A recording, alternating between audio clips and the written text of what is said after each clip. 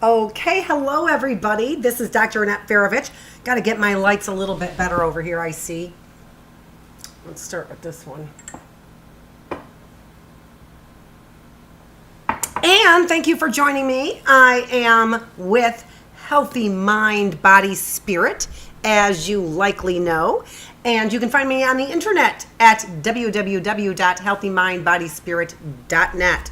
And all kinds of wonderful things that you can find on the internet there for you. Information on my website. Ugh, my hair doesn't look great. Information on my website that you can find as far as nutrition. And I trust Shaklee Nutrition, as most of you likely know. And I trust Shaklee Nutrition because I am a scientist.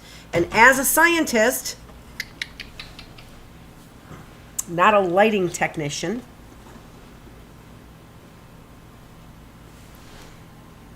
but as a scientist,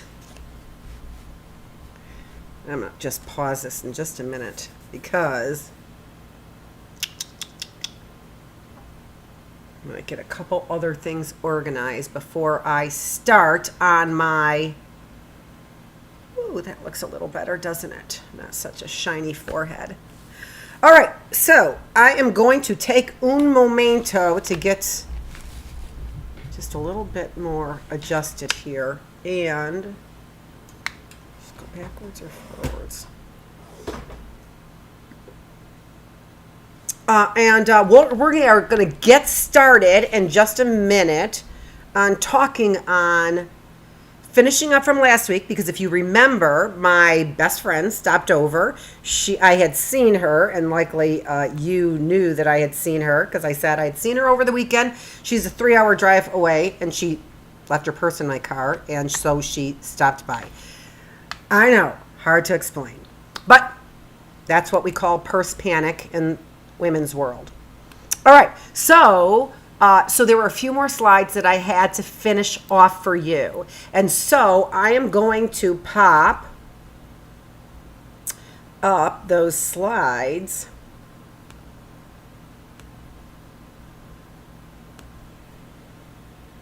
And here was one of the things I wanted to kind of review a little bit about what we were talking about. And one of the things that we were talking about is, of course, that we have lies, and we are trying to uncover these lies. And we uncover these lies rather slowly, but we need to know, and it's important. Hold on.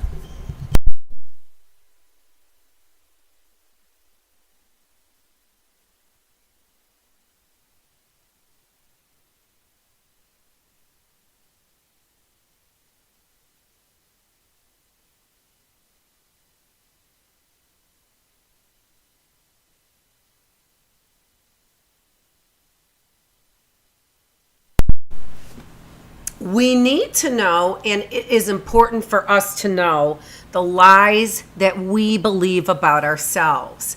There are oftentimes, as we said, lies that other people believe about us. But what did we say about this last week, about the lies that other people believe about us?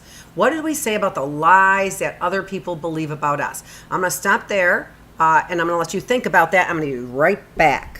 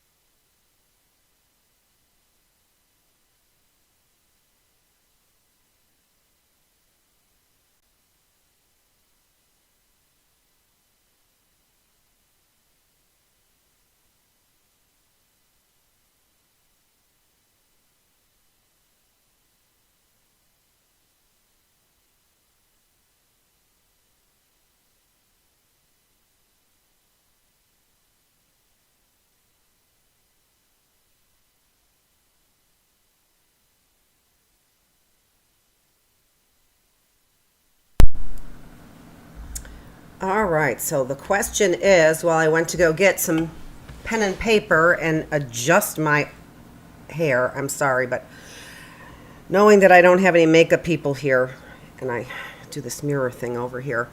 Yeah, makeup and hair people. Yeah, that's me. All right, so what did I say last week about the lies that other people believe about us, ourselves, right? Well, what I said was there's nothing we can do about it. We can't control that there are a lot of things that are out of our control. Some things are environmental things, right? Some things, and what I mean by that is there are events that happen to us. And sometimes the events are within our control, but most of the time, at least some aspect of the event is out of our control, right? So we try very hard and we actually get very anxious when we can't control things.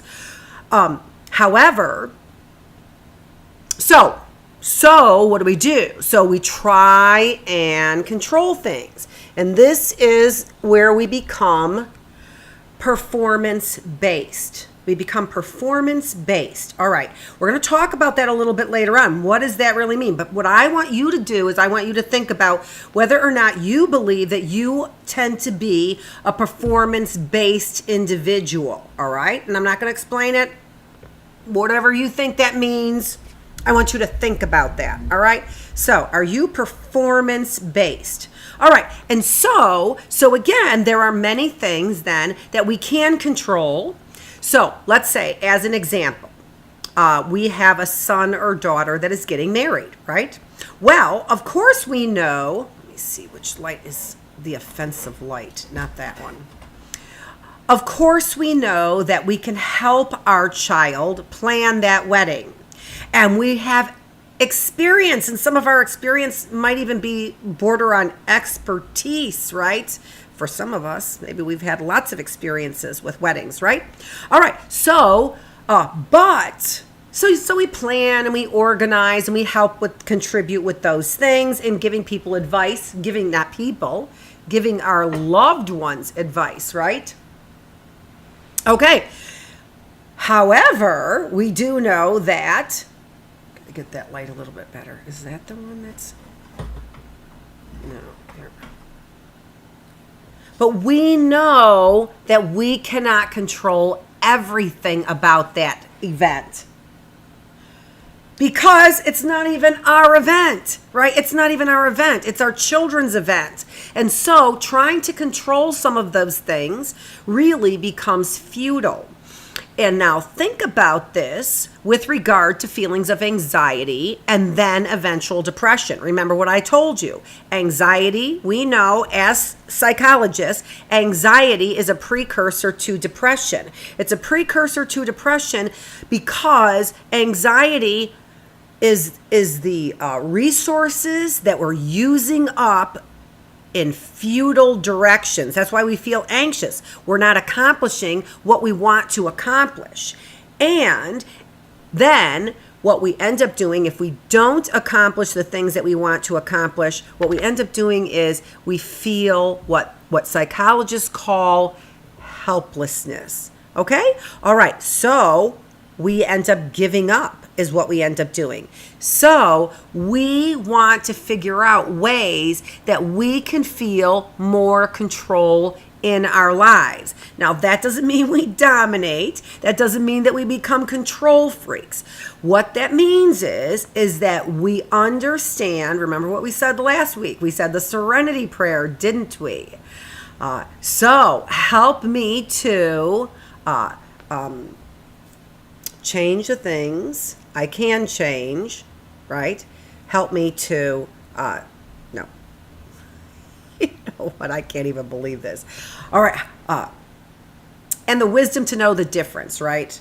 So the courage to change things I can change, the wisdom to know the difference, right? And there's a first part of that. And my goodness gracious, how could that not come to me? Because I said it so many times, I can't even believe it. But it's because I'm on camera. That's the reason why. All right. Anyway, so what we are talking about is our ability or inability to control things and our ability to recognize what we can and can't control.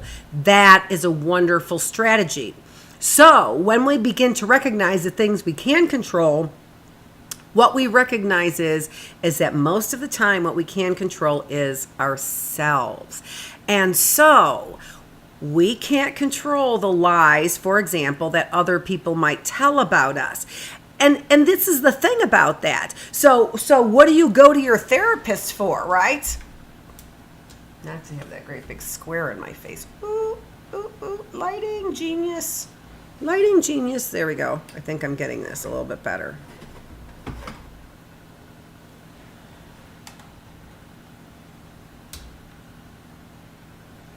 So when we go to our therapist and we talk to our therapist about all those awful things that all those awful people did to us since we were 3 years old, right? And the therapist does all the things that the therapist is supposed to do, like empathize with you and validate your feelings and, well, you know, kind of in many ways side with you, right?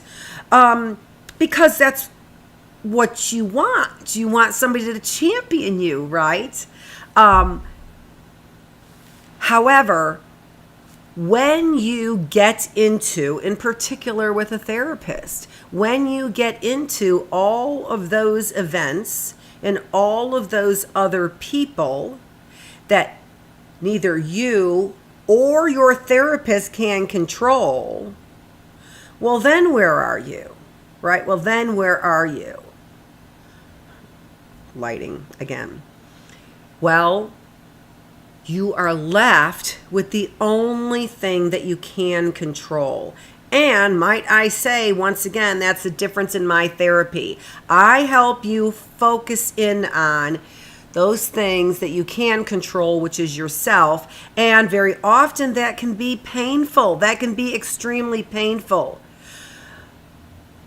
But you know what's more painful? Paying for therapy or even going to therapy because time is money for, 5-7 years because you have not gotten the relief that you need.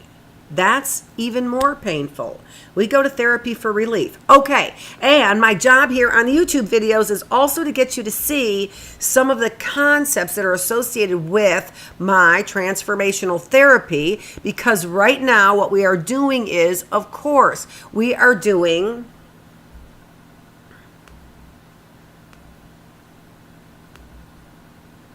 part 2 of our series, A Healthy New You in 2022, right? And so part 1 of the series was on healthy body. And part 2 of the series, of course, is on healthy mind.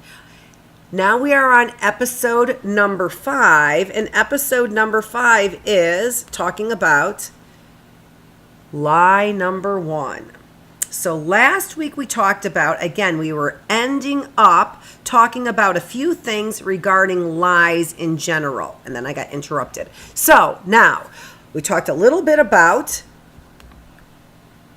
lies about ourselves versus lies about other people. And that's just kind of the introduction already.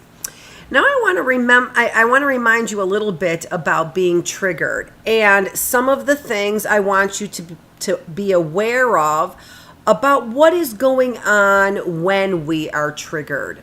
So we can see here that when we are triggered, and I covered this last week, but I covered it under conflict, and now I want to cover it under the concept of being triggered. Remember, being triggered is a $500 reaction to a $5 problem, and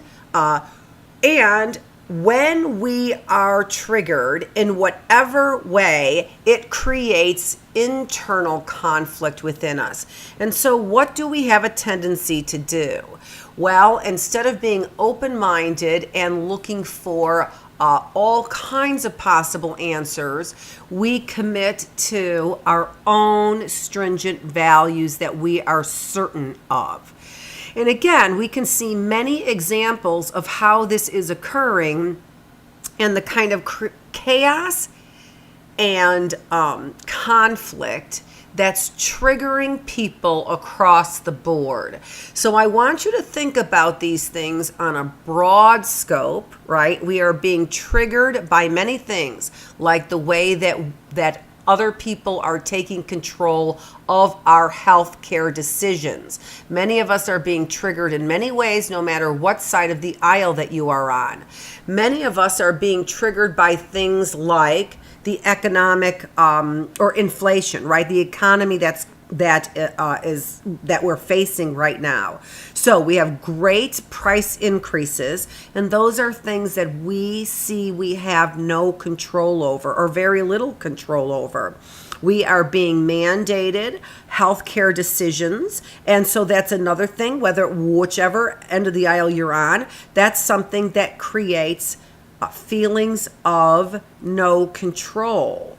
And if I wanted you to, let's say that I was a mad scientist, okay, and I wanted you to follow my rules, what I would do is I would create feelings of helplessness is what I would do. Feelings of helplessness are outcomes of feelings of no control. When we have our control taken away from us, we are triggered. And then we begin to lash out. So again, I want to go and point to some of the things that are going on very broadly that creates triggers in groups of people, as well as those things that are going on in our households that are also creating conflict and triggers. And then think about this kind of ubiquitous behavior. It's across the board. It's kind of universal responses that we all have to when we are feeling triggered, when we are feeling that we have no control, and when we are when rights are being taken away from us. Okay, because that is why, right? So when injustices are occurring, and again, those injustices can feel like they are something that came from, for example, catastrophes, right? So economic catastrophes, weather catastrophes, right? So hurricanes, floods, those kinds of things. All right. So again, no control from these very broad events that affect individuals. No control from personal events that are happening in my home, for example, right? No control because of internal regulation that is sort of misguided, so we don't feel like we have control of ourselves. Events, broad events, small events, right? All of those things we perceive as injustices. And when we perceive that injustices, we are triggered. And these are the behaviors then that we fall into, all right? So the behaviors we fall into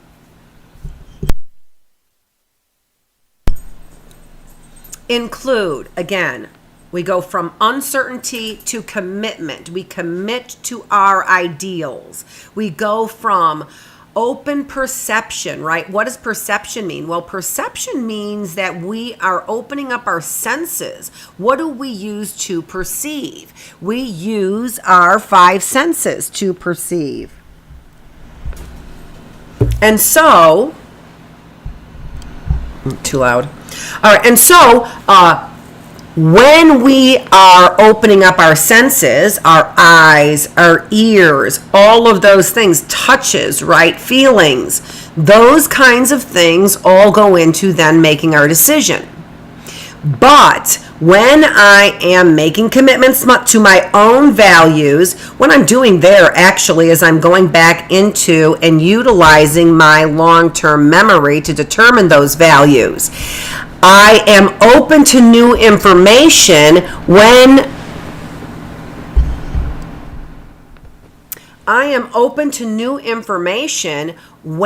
I am not retrieving long-term memories. So this is interesting.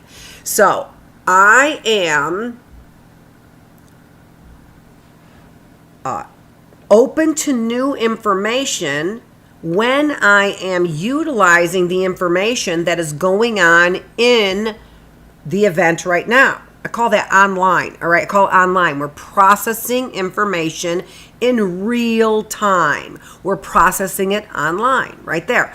We are not utilizing past memories. When we utilize past memories in order to make judgments, that's when we stereotype, that's when we call up prejudices, and that's when we discriminate, all right? So let's get down, especially if we're objecting to some of the ways that individuals are teaching us or the information that they're teaching us about this. Let's get some real education on how we formulate, for example, these in groups and out groups, because that's what creates prejudice. So we formulate these in groups and out groups based on recalling past information. So past values, and we become certain on those because we have memory for them and we have experiences for them, and it's knowledge that we have for them. Recalling memories, we commit to that, right? Perception allows us to think about things online, but misperception, as we're going to talk about, and in fact, I think I'm going to go to that right now. Misperception is going back to our own memories and then accumulating data based on our past memories. Let's take a quick look at that right now, all right? Because we're going to get a really good idea of how we can take perception to misperception.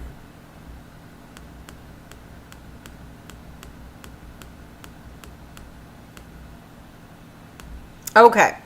All right. So this is called assessing information cognitively. More specifically, this is actually called assessing covariation, and this is from Susan Fisk, who talks about this in making inferences, when we make inferences. And what we do is, and Shelley Taylor, Susan Fisk and Shelley Taylor talk about this in their social cognition textbook, actually. And so you don't need to know all the ins and outs of this, but what I do want to tell you about this is that when we are assessing when we are assessing information, when we're thinking about information and trying to collect information on purpose, what we are doing is we are accessing then again things that we have in memory that have already been categorized and understood and processed and filed away accordingly. And so what is the problem when we are trying to, what biases do we create when we are going back into our long-term memory in order to search for information, as opposed to utilizing information online in real time? Right? Okay. So again, what are we talking about? We're talking about perceptions versus misperceptions. How do we get into misperceptions? How we get into misperception is we don't open up our minds and our eyeballs to the information that is currently going on right now. Okay? All right, and there is a list of ways right there that I don't necessarily want to get into too deeply, but you can look into it if you want to. What we have problems doing and where we make mistakes is all along the way. So in the gathering of information process, where we start at the very beginning, we gather information based on theories that we have, right? So if we are gathering information about what is going on in Ukraine, what we usually do is we start with theory. So think about the way that we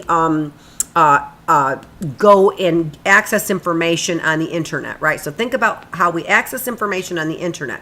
What do? We start with the theory because we have to put something in our search box, don't we? So that search box is our theory.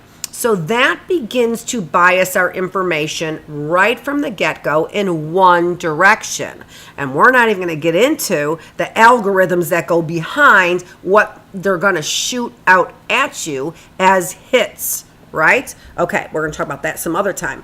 All right, and then, so when we gather information, we have problems with our theories to begin with. Then, based on our theories, we collect samples of information. We make mistakes, just like I said. So we get these hits, but that information is limited based on our theory, and also it is only good if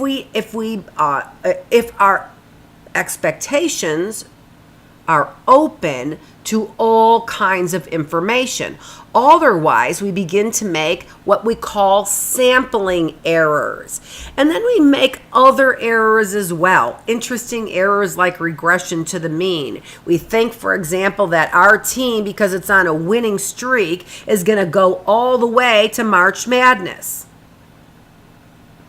Well, if our and I can't even use an example for March Madness because I have no idea what's going on, right? Okay, but if there was an underdog team that is beginning to move up, the likelihood that they will continue to move up is pretty low. Why? Because they sort of they've already used their extremes. They've already used up their luck. Well, what do I mean by that? Statistically speaking, we don't get that lucky that often. And to expect that an underdog team is going to get lucky once, yes, where many things come together. But to expect an underdog team to get lucky again and again and again, it violates statistics is what it does. It violates statistics, and because it violates statistics, it's not rational thinking. It's biased thinking, right? We are not basing our thinking on statistics. So that's regression to the mean. The dilution effect. The dilution effect is this. Well, I am going to disregard information when there is a whole bunch of other information that I might consider. Nothing really rises to the top as far as information. So the more that I'm doing searches, for example, the more that I am diluting any one right answer from rising to the top. All right. So again, all this is saying here is that we want to be aware of when we are collecting information that we are perceiving and not misperceiving, that we are opening up ourselves to all the information without trying to filter that information. And as human beings, I just have to say, that's nearly impossible. Of course it is. We always filter information. But the best way to not filter information using all of our past and previous biases is to speak with others in real time. This may be one of the reasons why individuals are getting so much misinformation, are being so misled, and also not getting the feeling like they're getting the emotional support and validation that they need, because they are not really interacting with other people in real time. Another thing that makes us feel out of control, that we have a lack of control, that leads to anxiety because we have no control, which leads to giving up and feelings of helplessness, which leads to depression. Now, hear me very clearly. We don't want to act like barbarians and take control. We don't need to be like the barbarians on January 6th. And they were barbarians, and that was an insurrection. And they did try and violate our democratic rights. No matter what you think about the reasoning for doing that, they did violate our democratic rights, and that was really an attack on my Capitol building, right, where I pay taxes, and all of that destruction was I had to pay for as a taxpayer to get all of that cleaned up. All right, we are not calling you to act like a barbarian. I'm calling you to regulate your thoughts appropriately, and I'm also going to be telling you to regulate your heart appropriately. And those are the two things that are really key, right? So your mind, a healthy mind, helps you regulate your thoughts, but also helps you regulate your emotions as well. And that's what I'm teaching you. Okay, let's keep moving along, because these get long. All right. But if you like the lengthy version with all these PSs in here, you can always see the live version. When I get to editing these, don't forget, as I get to editing them, you will see more and more what do I want to say? Narrowed down, poignant information, right? It's going to be more clear and concise. It won't be so all over the board for you, and that might help you. But what also is going to help will be to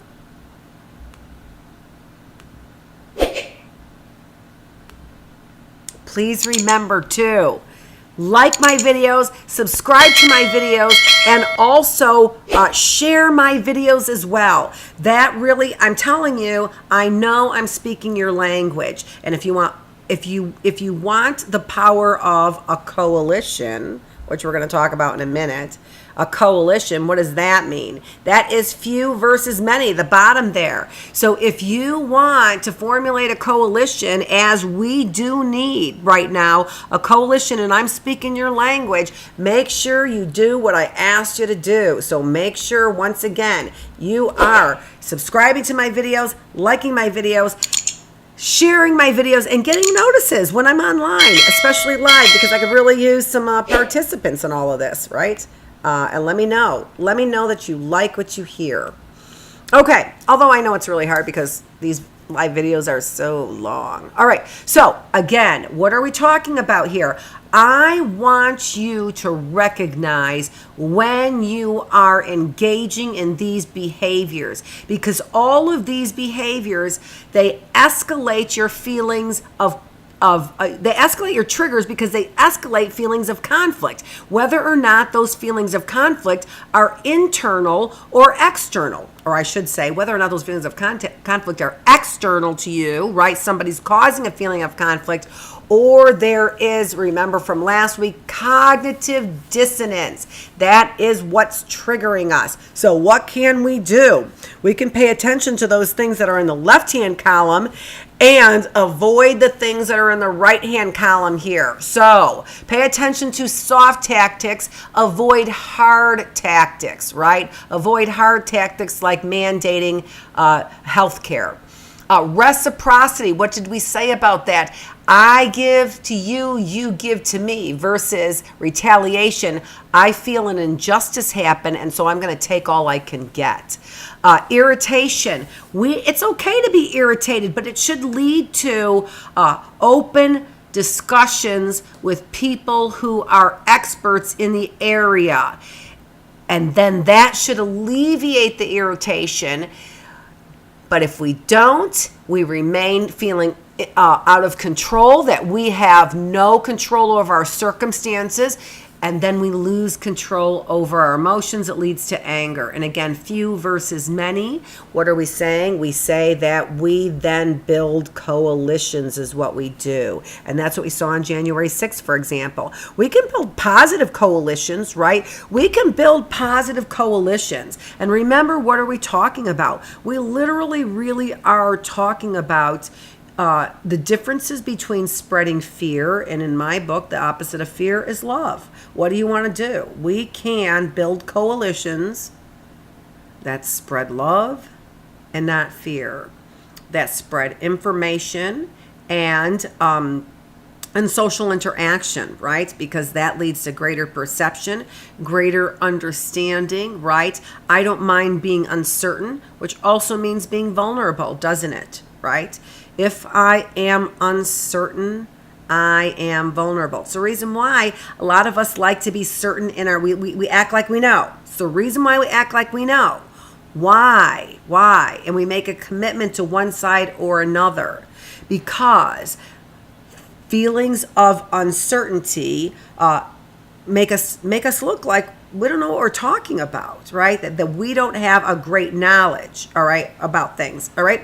So, but uncertainty, and it also makes us feel vulnerable, doesn't it? It also makes us feel vulnerable, and we don't like that, especially if we feel like we are in the hands of people that we can't trust. Good stuff. Hope you guys like it. And then like it, as in a thumbs up. Okay. Now, this is where I actually left off. So in about a half an hour's time or something like that, we got more than that. We have got to finally the slide that I left off with last week. And you can see if you were paying attention last week that I actually added an item there, the middle item there, number 2. What am I saying here? We all suffer. Outcomes of lies. That's not a lie. It's an outcome of a lie. We're talking about outcomes of lies. Outcomes of lies that we need to know is that, number 1, we all suffer. That is not to minimize your suffering. What it is it should join us together, right? What is the lie? The lie is that I'm the only person who has ever felt this way, who has ever been left in this way, who has ever been humiliated in this way, who's ever been abused in this way, who's ever been lied to in this way, who has ever had this experience in this way, who's ever had a drug addiction, who has ever had their parents not love them. The only person who has ever fill in the blank. And that's a lie. And that's a lie. We all suffer. And what does that do? It doesn't make me distant from you. It makes me connect with you. All right, number 2. I can't read it. Got to blow this up. You'd think I might know, but I do because I wrote it. Number 2, we are affected all in the same way. Okay, this is so key to understanding good therapy. A therapist is going to typically, once again, run around and chase your stories, right? They're going to run around and chase your stories. They're going to validate the things that you feel, and they're going to validate the things that you say. If we knew that we are all affected in the same way from suffering, from the events in our life, if we're all affected in the same way, then it might really be smart for us to think about those ways that we are affected, all right? Because then, as a therapist, I can likely approach this in a similar way. If we're all affected in the same way, and we're all affected by these lies in the same way, they boil down, like I said, to 2 lies. And that's actually what we're getting to, right? 2 lies, and we're talking today, not yet, but we're talking today about one of the 2 lies, right? Okay, so what are we saying? We're saying that, though, all of your experiences that affect you deep within your heart and soul and travel along with you and get you triggered all the way down the line, what we're saying is that they affect people in the same way. So that means I can use the same approach. And that's a wonderful thing for me, right? It's not to say that your circumstances aren't unique. What it is to say is I've got a fix for you. I've got a fix for you. And that fix actually is pretty simple. Pretty simple. Because we all act the same way. We all get triggered by those pains, by those wounds. Let me explain something else about this wound to you, all right? Because it is a literal wound, right? It's like because emotional wounds, actually, when we are emotionally wounded, we can take aspirin and it makes us feel better, right? So it is a wound, and we have physiological expressions of that wound. So we might as well think about that as actually a physical wound because it's affecting our bodies in physical ways. It has wounded our body physically, and that's why you have to pay attention to your nutrition and the way and making sure that you have a healthy body. These wounds, these psychological wounds, are physical wounds, and they affect our body physically. Okay, so what do we do then? What do we do with that wound? Looking at my hands. What do we do with that wound? Well, we keep people away from it. We protect that wound is what we do, right? And so when somebody gets near that psychological wound, what do? We get triggered. We lash out at them. We stop them from getting any closer to that wound. Think about, to help you out, because what am I all about? I'm all about teaching you. The strategies is what I'm all about, right? So think about those things. What might that wound really be that you are trying to protect people from? That really helps you get to be in a better place. And the wounds are always lies. The wounds are always lies. You know how good that is? Do you know how good that is to know that our wounds are always lies? Because then all we need is a dose of the truth. Healthy mind, body, spirit. We only then need a dose of the truth. So good. Every time I do that, my dog Lucy goes, All right, let's see what else we got going on here. All right, and so number 3 there, outcomes of lies are, and this is so wonderful, outcomes of lies are opportunities for us to refine ourselves. One mistake that we likely make time and time again is we make the mistake of believing that we are always supposed to be happy.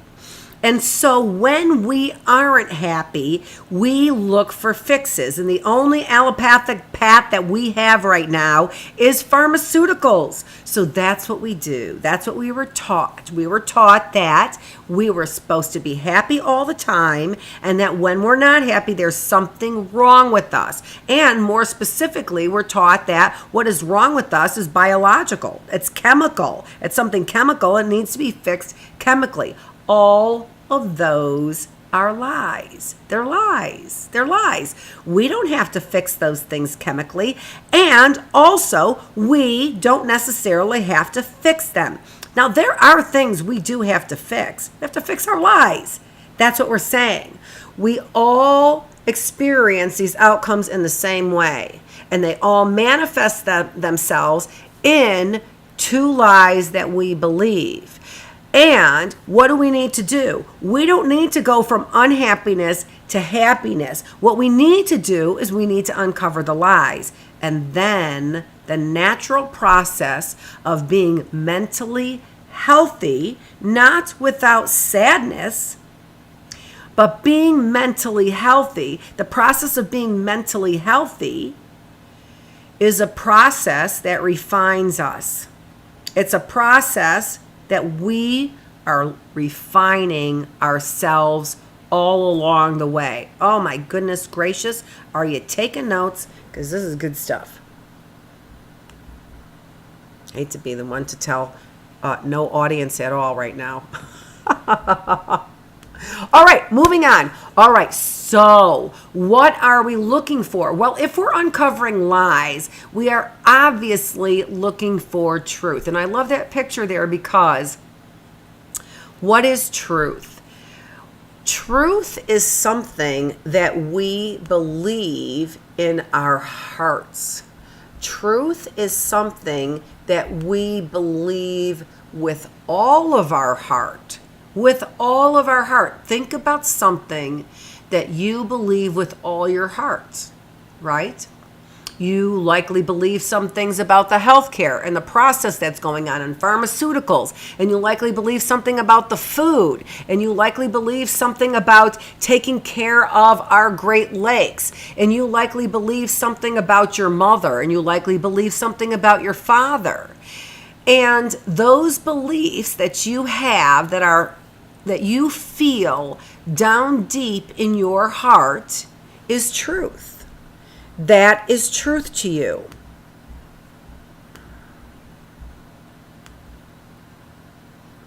And so that's what I want you to hear that I am trying to express to you.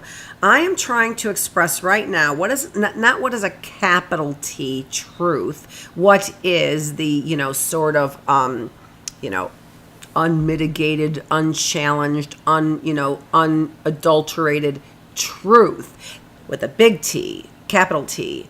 No, I'm looking at the small t truth here. And so what am I talking about when I'm talking about small t truth? I'm talking about your truth. What is your truth? Okay, so this is something then that is felt deep within your heart. And when you go to Transformational Prayer Ministries, which is again where I've gotten this, and you can see the link in my video there. When you go to Transformational Prayer Ministries, you will see that they are calling this heart beliefs. That's why I have this heart there. And I don't know what else to call it other than give Ed Smith credit for naming this heart beliefs, and then trying to explain to you what is meant by these heart beliefs. Ed Smith says we feel what we believe. It's a great expression, but it was very hard for me to understand that. And so I am saying, and all I did was twist the words, and I'm giving him all credit. We believe what we feel. Okay, so Ed Smith says we feel what we believe. So he developed Transformational Prayer Ministries. This is transformational therapy, where I incorporate a lot of these concepts from Transformational Prayer Ministries along, because it's the best kind of therapy I found at really getting to these lies. So, what is truth to us? What is truth to us? What is truth to us is what we believe deeply. Small t. Doesn't mean it's capital T. Doesn't mean that it actually happened that way. And it doesn't even matter if it did. It doesn't even matter if we got it, hopefully we didn't get 100% wrong, but it doesn't even matter if we got it 80% wrong, because it is truth to us. So we see that we are walking down the hallway and we lock eyes with somebody in the hallway or on the street, and we're like, gosh, that was kind of a hostile look, right? And somebody might say to you, well, how could you tell if that was a hostile look and such? No, I'm pretty sure that was a hostile look, right? And if you really believe, and let's say even that it wasn't just a stranger on the street now, let's say that it was a friend, and let's say that you have history with this friend where you guys haven't been getting along so well, right? So you've got history, so you go back into your memory for interpretation of what that look was, right? You're not engaging online and perceiving information, right? And using soft tactics through conversation, right? What you're doing is you're making a harsh judgment based, and what are you doing? Based on past, in particular, maybe recent memories where you haven't been getting along. The point here is this: it doesn't matter what the capital T truth is, because the small t truth to you is that was a hostile look. And for me as a therapist, to try and convince you of something else is, number one, attacking your cognition is what it's doing. How would I convince you that that's not what it was? Not that a therapist would convince you of that. I'm just saying, how would I convince you of anything? How would I convince you that that wasn't a hostile look? I would do it through trying to change your cognitions about it, right? So, well, what about that look made it look like that? Well, did you think that maybe you were thinking about other past events, right? I would go to your thoughts about that. But we know that your beliefs and your feelings in your heart, they trump what I'm trying to tell you. You're like, I don't care. I don't care what you have to say. I don't care what you have to say about that. This is what I know, right? You don't know my friend as well as I do. And my friend has a tendency to retaliate in that way, right? So we believe it in our hearts. And it may be 100% true. It may be 80% true. It may be 50% true. It may be 20% true. It may be not true at all. We might at times believe complete falsehoods. Well, we still are influenced by that belief, and it affects our behavior because we believe it 100%. Sometimes, not all the time we believe things 100%, but sometimes we believe things 100%, right? Still adjusting those lights. Okay, all right, let's move on.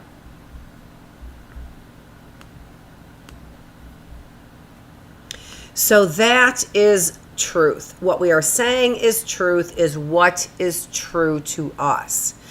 And what we believe can be something in our minds then, but not in our hearts. And what we need to pay attention to is what we believe with all of our hearts. All right? All right, and here now, what are the two heart beliefs? The two heart beliefs are, and these are two lies. Again, these, I call them heart beliefs. I should have put lies up there, right? I should have put those lies up there. Although we believe them, they are the experiences that we have that lead to triggers are based on what we call heart beliefs. And the two lies that we believe in our hearts that lead to these triggers are, I am not worthy, and I am stuck. Okay, all right, so today the heart belief that I want to talk about is the I am not worthy heart belief. All right, so let's think about that then.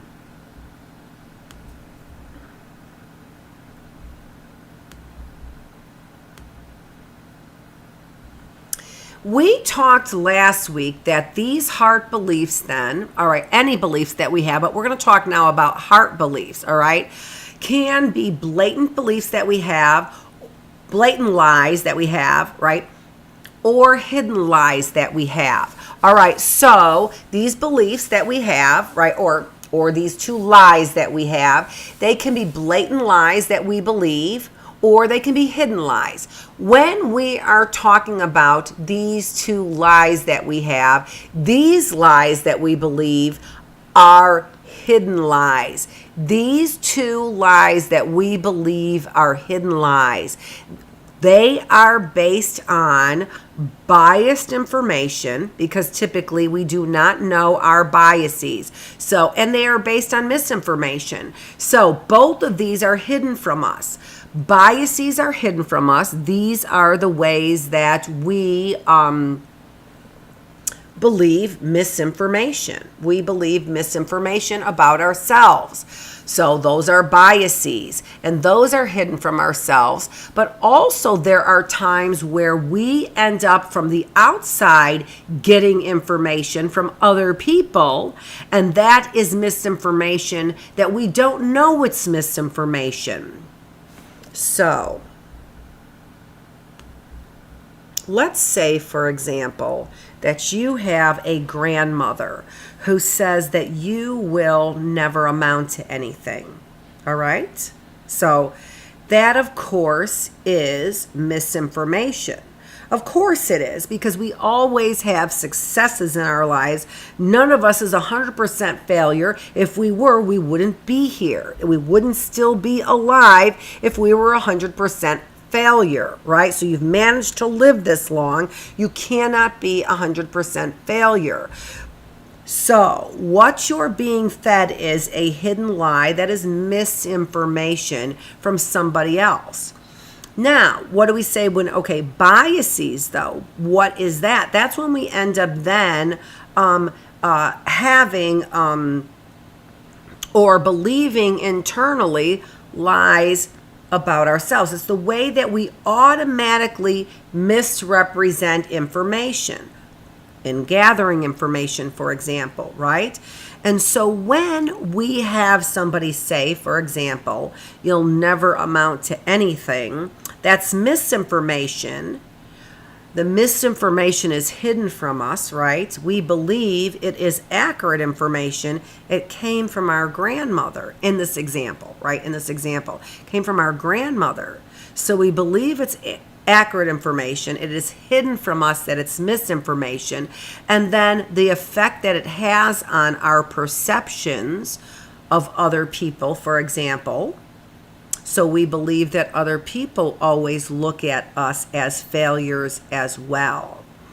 So that is hidden from us as well. The effect of that misinformation, the misinformation is hidden from us, and the effect that the misinformation has on us is also hidden from us, and that biases our perception of any kind of incoming information. It's why I might think that I'm never going to get that job, and why I might then eventually give up, because I am never going to, no matter what my efforts are, they are going to be futile. Learned helplessness. I am learning then to give up because of something my grandmother said that was misinformation. All right, so that's what we're talking about now. We are talking about hidden lies. You can't go, "Oh no, Dr. Feravich, nobody's ever lied to me in that way." I know. No, these lies that we uncover in transformational therapy are hidden from you. Key. That's why we have to uncover them, like the layers of an onion. Okay?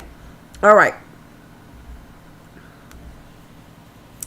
All right. So now, what we then end up doing then is, or what we need to do is we need to, because we are focusing on heart beliefs, we need to then do in therapy an emotional assessment, what would be considered assessing your heart beliefs. That's another way to say it. We're going to do an emotional assessment. What are you ruminating about? What do you have negative feelings about? What are you being triggered about? And this is the reason why, a couple things. Number one, it's the reason why we get to your lies very quickly. Why? Because we go right to your wound. This therapy goes right to your wound in a way that you don't even know we're doing it. And again, it's not some magical trick that I have. It's really not a magical trick. One of the wonderful things about this therapy is that it's shortened. It's shortened, so it means it's shortened. The thing about this therapy is you don't like it because it's hard therapy, because we go right to your wound. It's hard therapy. We go right to your wound. However, it's also fast therapy.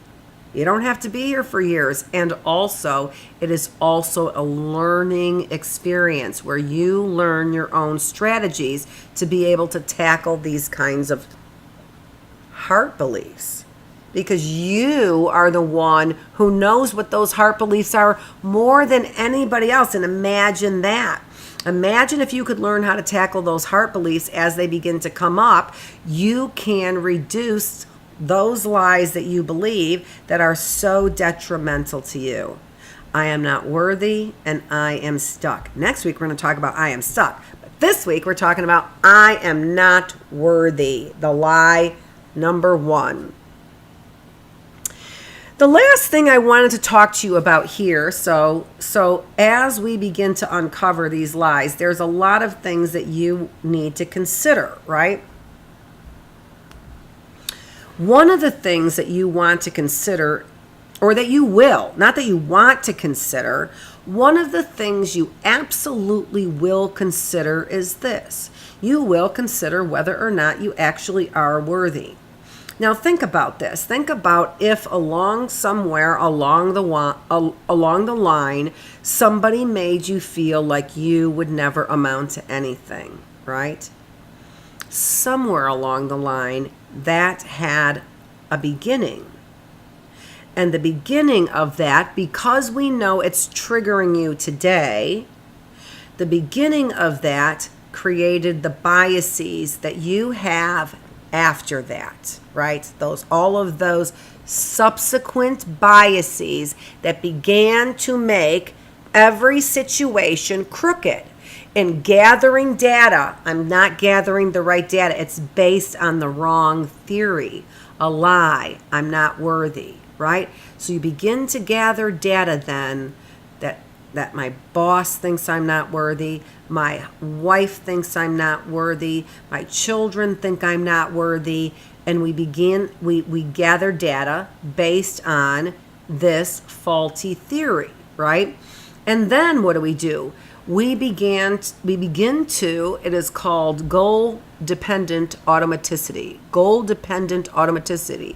Big psychological term, but what that means is we seek out information then that supports this hypothesis. And you can see now how this is something that's under the radar, how we are not aware of this, because of course we're not aware that we're collecting information, hidden information from other people that says we're not worthy.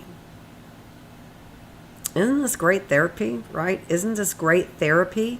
Because if I can uncover, again, the beginning, I always call it the genesis, the beginning of that seed, where that seed was planted, that I'm not worthy. Well, Dr. Feravich, what if that seed was planted in many different ways? Well, that's the layer of the onion. That's what it is, right? It's a layer of the onion. So we unpack it one lie at a time. Dr. Feravich, what if my onion is this big and I have an infinite number of layers? Well, likely we all do. That's why we get these we get these boosters. We get these boosters along the way, not medicine boosters. We get those good boosters that we really need, those helpful boosters that help us get on course with regulating our minds and our bodies. And when we say that, we really are talking, and our spirits as well, and our spirits. But when we say that, we really are talking about regulating our thoughts, our minds, and our bodies. Why? Well, we've talked about in part number 1, the physiology behind emotions that get us to feeling those triggers. So this is really important and really valuable information, because knowing how our bodies work and see the physiology behind the emotions that get us triggered, all right? Knowing those wounds behind it, we begin to understand then why we feel those emotions and why we are triggered. Just some really great stuff. And again, I remind you that we can do this in a short period of time. And also, I will also remind you that if you are strapped for money, you can also do this free. So take a look at those links in some of my past videos. If you think what you're hearing is wonderful, and you should, but you just simply can't afford it, or even more so, you just want to try it out. You're not convinced, and you can't really see putting that money towards it because you know that I do not accept insurance. And there's many reasons why, which I've explained in some of my past videos as well, but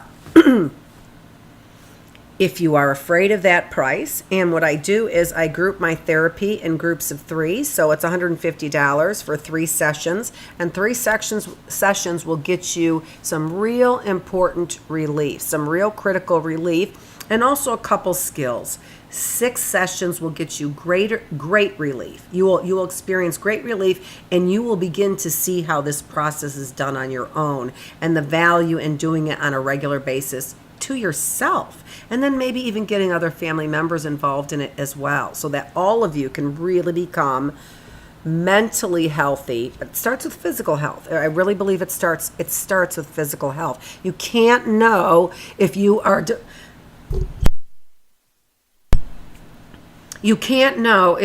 depressed and need medication if you don't know whether or not, if your body's not up to snuff as far as all of your nutrients that you need. And remember, we just don't get them from our food. Look at my video in part 2 on food and nutrients and how our food has changed today.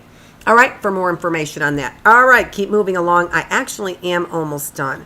And so what I want you to consider now is this. I want you to consider whether or not you believe in your heart that as a human being, that automatically makes you worthy. This is critical. This is critical. You have to believe that, and I understand we elevate all kinds of things to a value and sometimes more valuable than other human beings. We're not going to debate that, right? We're not debating on whether or not animals are as valuable as human beings or things like that, right? Or material things or whatever, or it doesn't even matter, right? Or whether or not we are treating people like they're less valuable than money, right? That's not what we're arguing about right here. What I want you to examine is this. Do you believe that because you are a human being that you have innate worth or value? Now, this is where I believe spirituality plays an important part. Because if you are a spiritual being, then you do know that we are endowed with certain rights or we are endowed with certain value. And you may even recognize that language to be part of the Declaration of Independence, that we are all endowed with certain inalienable rights, the rights to life, liberty, and the pursuit of happiness. Now, this is so wonderful, isn't it? Because we see historically, universally, some value that is unique to human beings. There are all kinds of things. Sit and contemplate sometimes. Get yourself outside and take a walk and contemplate those kinds of things that are unique to human beings. And then, does that make us special? Concepts of spirituality are unique to human beings.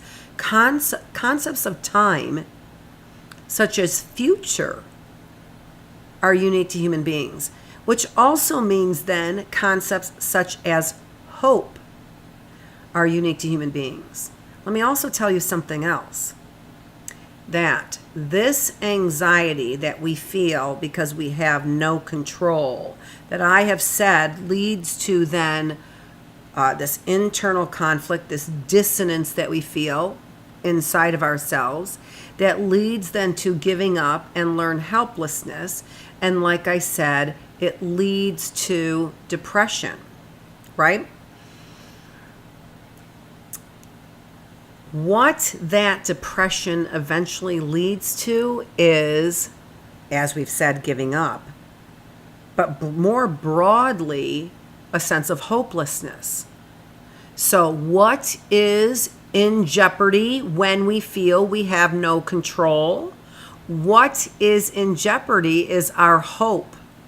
And as I am pointing out, hope is unique to human beings because hope is the faith in things that have not been seen, right? The hope is a faith in the belief in things that have not come to fruition yet, that are in the future. So all of this then has a reciprocal or reciprocating relationship between a healthy mind, a healthy body, but also a healthy spirit. And part of that healthy spirit says that spirit is unique to human beings. So in this week, I would like you to think about, you've got to start right there. If you believe the lie that as a human being, we are not unique. There certainly are, and maybe even make a list of those things. Maybe make a list of those things that make us unique as human beings. And then contemplate, ask yourself, sort of do some introspection about whether or not you can believe it just in your mind.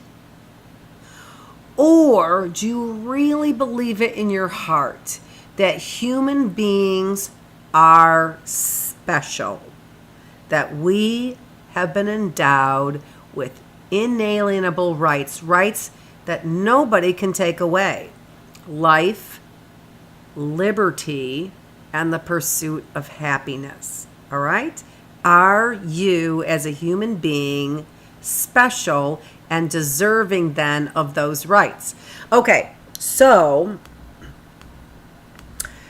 ways to contemplate this. Take a look at this video, which is John West's documentary. I have introduced it to you before. I can't even tell you. I can't remember. Depression and Behavior. I know it was in that series. I introduced this to you in almost every single series that I have. And this award-winning documentary, is called Human Zoos. And what this does is it takes a look at, historically, how we have treated certain minority groups, in particular African Americans, as being less than human. If we believe that individuals are less than human, then what is it that we can do to them? So another thing to contemplate, if human beings don't have a special place, and if we are no different than animals, then when we treat others in ways that make them less like human beings, dehumanization, we have all kinds of literature on the awfulness of the behavior that is associated with dehumanization. And so when we buy into the idea that we are less than human as a species, that we are equal to animals, then that suggests that I can treat you like an animal, and that is part of dehumanization. So let's think about that, in particular when somebody is trying to feed you the idea that we are simply animals, as in Alfred Kinsey. So take a look at that. If you don't know who Kinsey is, awfully good research that's talking to us about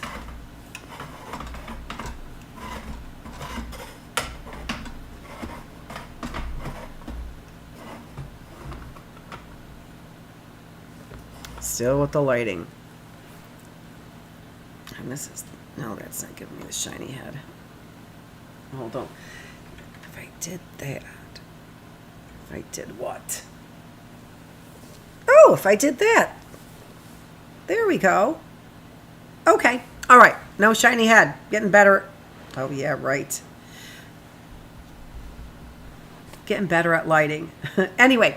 Okay. So when we believe, if in our hearts, that's what I want you to examine. In your heart, what do you believe? Do you believe that as a human being you have a special place? Now, this is really helpful in this type of therapy.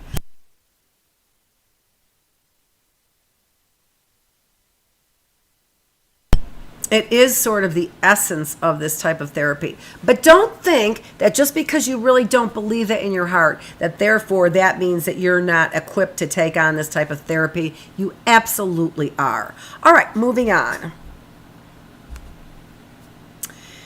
So, again, if you don't believe this spiritually, then maybe you can believe it.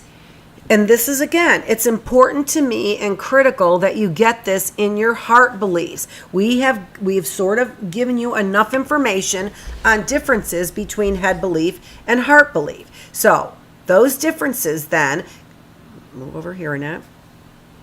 Move this back a little bit because the lighting is way better when I move up. There we go. Okay, all right. And we're just about over. All right, so examine this. We need to get you to believe that as a human being, and I want you to examine it, all right? I want you to examine it. I help with this in therapy. Just examine where you are with this belief, all right? So, in your head, do you believe that you as a human being are worthy of certain rights? That because you're human, nobody, nothing else has the same rights as you do. Do you believe that in your heart? Is that a heart belief? Yeah, as a human being, I can see some things that make me uniquely human. And because I'm uniquely human, and it does help if we do have ideas of meaning and purpose. Because if I am uniquely human and something is unique, then that must mean that I am here for a purpose and a reason. So again, we can see how intricately tied the spirit is with the mind and the body. So I'm only asking you to examine this. I'm not asking you to change your heart beliefs. I'm not even asking you to know how to change your heart beliefs. But we're going to learn. And so you might have many different heart beliefs. They all boil down to the same two things. We're examining lie number 1. All of our heart beliefs that trigger us, that damage us, from wounds that we have, are all the source of 2 lies. The first lie we're talking about today, lies that we believe about ourselves. The lie is, we are not worthy, right?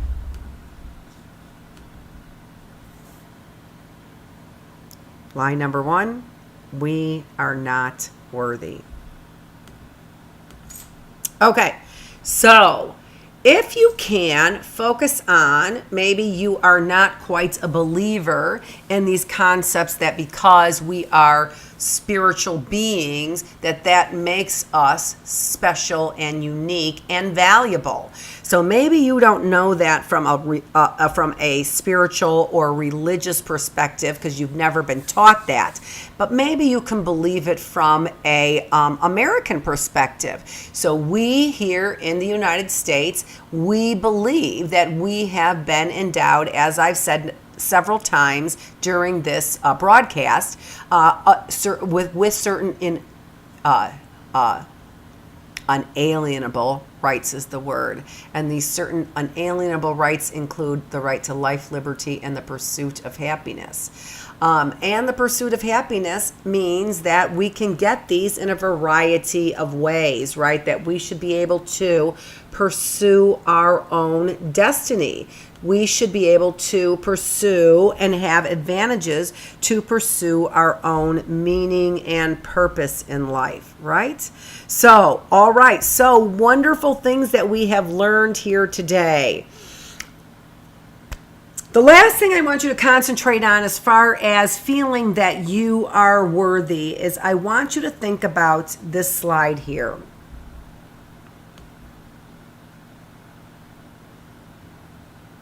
Which says, are you performance oriented? Now, for many of us, we get our value from the things that we do.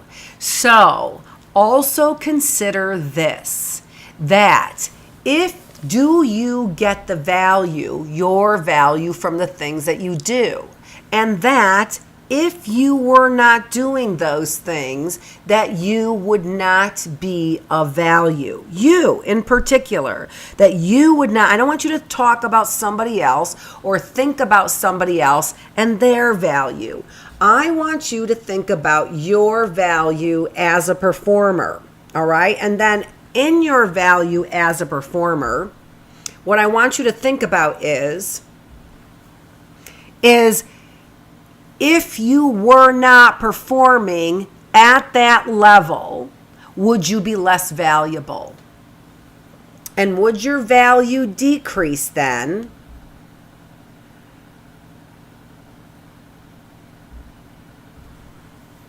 And would your value decrease then as your performance decreased as well?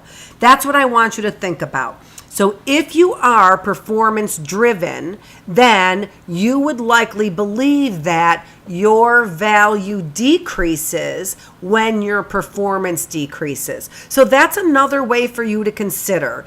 Do you consider that you have value as a human being? I think what I'm going to do is I'm going to do a survey out on LinkedIn about that. And so I want to see what people think.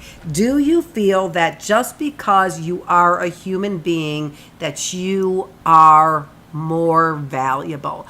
Okay, that's all that I have for you today. I want to do a couple introductions here because I haven't done those introductions. So let me see if I've got them here. I do not.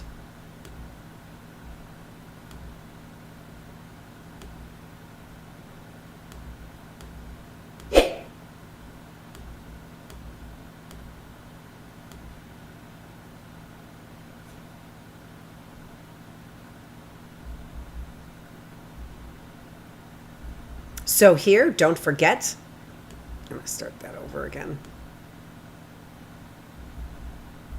I'm going to do a couple little clips here for me so that I can have this in my edited video.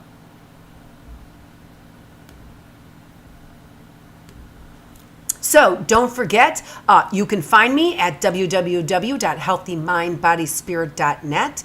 And don't forget that we want to consider the spirit as part of our journey as well. You can also find more information if you click on Mind for my website. And also you can find nutritional information if you click on Body.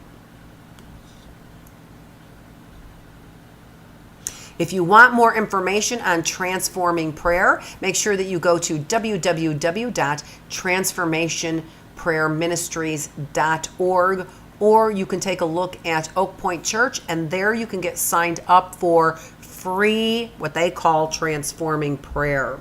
A little different than my therapy.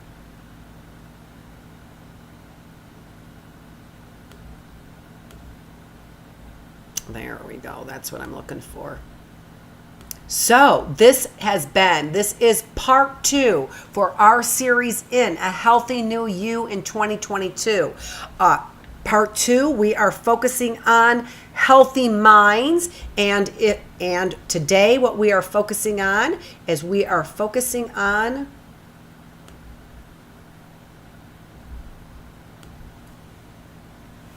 the lies we believe, and lie number 1 that we believe: I am not worthy. So that's what we will be talking about today for episode number 5 in part 2 of our series, A Healthy New You in 2022.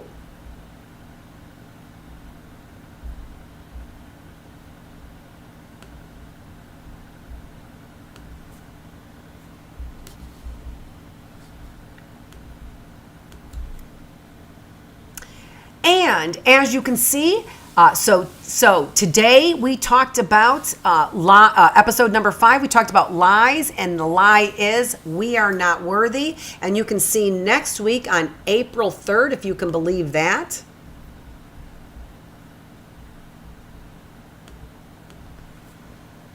We are entering April. Next Sunday, we'll be here on April 3rd. And on April 3rd, we will talk about lie number 2. And what is lie number 2? Lie number 2 is I am stuck. I can't do anything. There's nothing I can do about it. All right. Join me next week, Sunday,